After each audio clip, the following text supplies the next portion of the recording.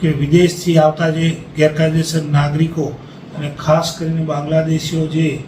અલગ અલગ વિસ્તારોમાં રહે છે તેમને શોધી કાઢી અને તેમના વિરુદ્ધ કાયદેસરની કાર્યવાહી કરવી. જે અનુસંધાને પોલીસ ઇન્સ્પેક્ટર શ્રી જુનાગઢ સાહેબ તથા તેમની ટીમ આ બાબતે કાર્યરત હતી અને તેમને ગઈકાલે એક સચોટ અને પાક્કી બાતમી હકીકત મળેલ કે સિદ્ધપુરના દેથલી ગામે એક મુસ્લિમ દંપતી ગેરકાયદેસર રીતે આવી અને વસવાટ કરે છે.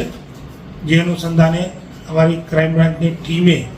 દેથલી ગામે જઈને તપાસ કરતા ત્યાં રફીક જલાલ ગુલામ શેખ અને તેની પત્ની કાજલ વાઇફ ઓફ રસીદ જલાલ શેખ મળી આવેલ. આ બંને છે એ બાંગ્લાદેશના પુરુલિયા વિસ્તાર ચાકચોડી બજાર એરિયામાંથી આવેલ છે અને આમણે ઘૂસણખોરી 2010 અને 2012ની આસપાસ કરેલ છે. મળી આવતા આમની પાસે ભારત દેશનો પાસપોર્ટ અથવા તો ભારત દેશમાં પ્રવેશ કરવાના કાયદેસર વિઝા અને અન્ય જે ડોક્યુમેન્ટ માગતા તેમની પાસે કોઈ જ ડોક્યુમેન્ટ મળી આવેલ નહીં, જેથી સ્પષ્ટપણે થતું હતું કે આ બંને બાંગ્લાદેશી દંપતી છે એ ભારતમાં ગેરકાયદેસર રીતે ભારત બાંગ્લાદેશની બોર્ડરથી ઘૂસણખોરી કરી અને હાલમાં આપણા દેશમાં વસવાટ કરી રહે છે.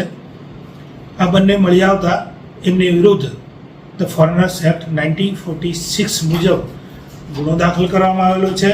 અને આમની મુવમેન્ટ છે એ રિસ્ટ્રિક્શન કરવા માટે નામદાર કોર્ટમાંથી ઓર્ડર મેળવવામાં આવે છે અને આ બંનેની મુવમેન્ટને હાલ રિસ્ટ્રિક્ટેડ કરવામાં આવેલ છે. આ બંને આરોપીઓની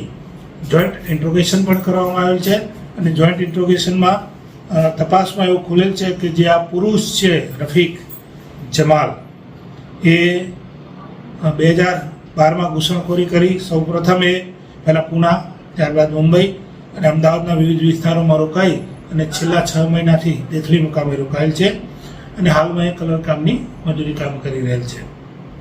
અને જે મહિલા છે કાજલ એ 2010માં